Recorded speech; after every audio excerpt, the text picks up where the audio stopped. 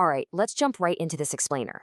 I want you to think about your mind, your behaviors, and your daily interactions as a highly complex piece of software. Welcome to the human operating system. Today, we're going to explore our internal programming, our network compatibility, how we actually install behavioral patches, and ultimately, how we defend our system against external threats. It's a super fascinating way to look at why we do exactly what we do. So here's our roadmap for today. 1. Cultivating our social health. 2.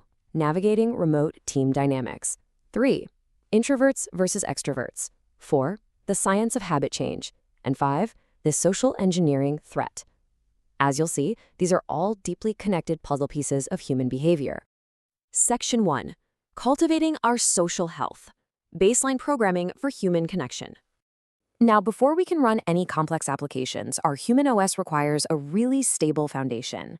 And social health isn't just about, having fun at parties. Feeling seen, valued, and understood directly strengthens both our mental and physical resilience. It actually reduces stress, improves our immune function, and creates a really profound sense of purpose. To put that into perspective, the U.S. Surgeon General released a shocking report in 2023 finding that social isolation and loneliness are as harmful to our physical health as smoking 15 cigarettes a day. Literally 15 a day. Just let that sink in. A lack of meaningful connection raises the risk of premature death by nearly 30%. So socializing really isn't a luxury. It is an absolute biological imperative. Which brings us to this really interesting modern paradox from the remote work experts at Diversito.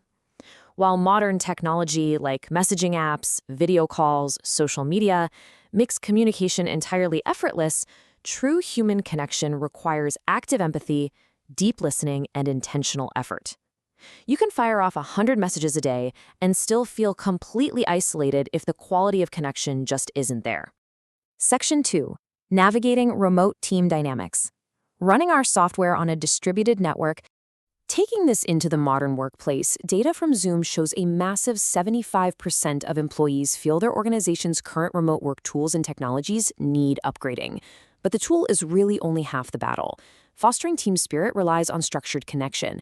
Think implementing weekly virtual coffee walks where people chat while strolling outside, or choosing the exact right channel for a specific conversation. And crucially, focusing on outcomes rather than micromanaging the hours worked. It's all about building genuine trust in a distributed network. Section 3. Introverts versus extroverts. Understanding our unique core processors. Now, to make any distributed network actually thrive, we have to realize our OS runs on different hardware.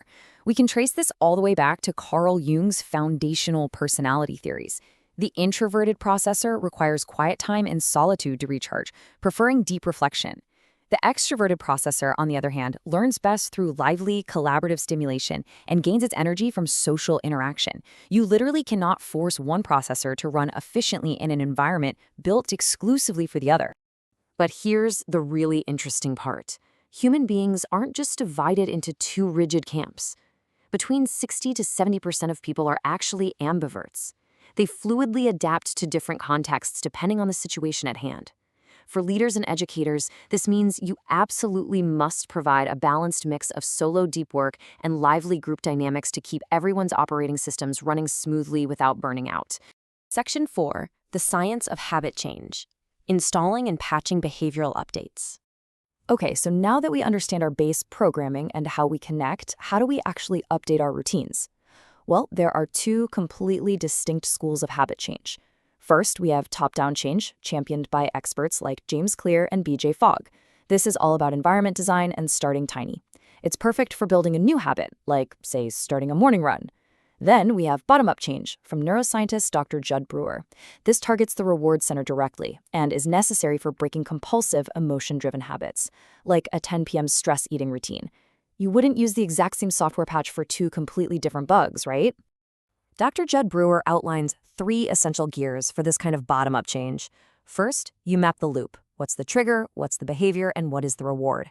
Second, you get deeply curious. Does this habit actually make you feel better? And third, you find a bigger, better offer for your brain.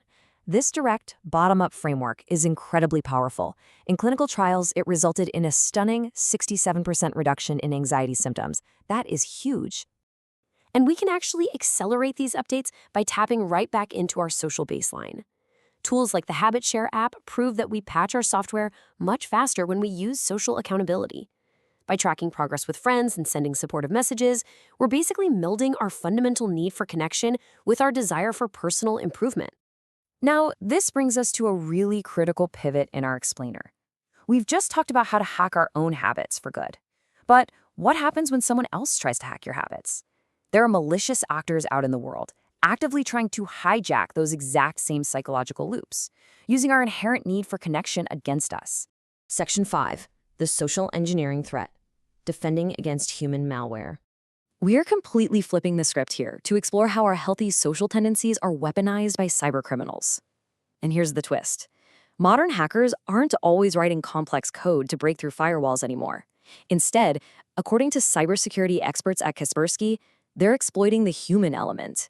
They use fear, urgency, excitement, and our natural inclination to trust others to bypass our critical thinking entirely. This manipulation usually happens through a pretty meticulous 4-step cycle. First, they prepare by gathering background information on you. Next, they infiltrate by establishing a relationship and building trust. Third, they exploit that trust to manipulate you into advancing the attack, like handing over a password. And finally, they disengage and exit completely undetected. It is a highly calculated manipulation of our core social programming. These specific tactics show just how easily cybercriminals can masquerade in our daily lives. They might use smishing, sending an urgent text message that looks exactly like it's from your bank. Or angler phishing, where they pose as helpful customer service agents on social media. They even use baiting, exploiting our natural human curiosity by just leaving an infected USB drive in a public parking lot. Or they might execute a physical breach by confidently walking into an office disguised as a trusted IT vendor. They are literally hacking the human operating system directly. I want to leave you with a final kind of provocative thought today.